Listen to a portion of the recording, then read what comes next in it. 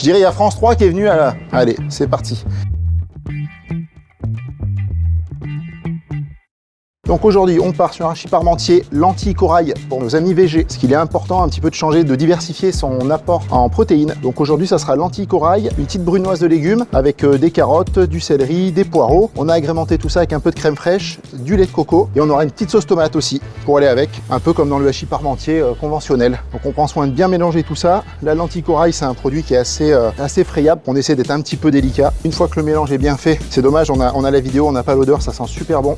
On va incorporer notre sauce tomate. Donc c'est de la sauce tomate bio, concassée de tomates, pareil avec petits légumes, ail, persil, sel, poivre. Voilà, on l'agrémente, on lui fait pas prendre un bain, on remélange un petit peu.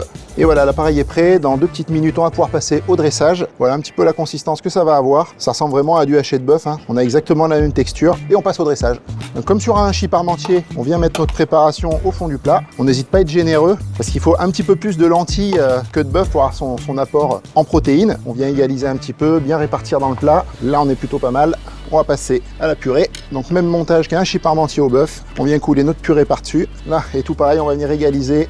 Et voilà, allez let's go, les petits dessins, regarde ça un peu.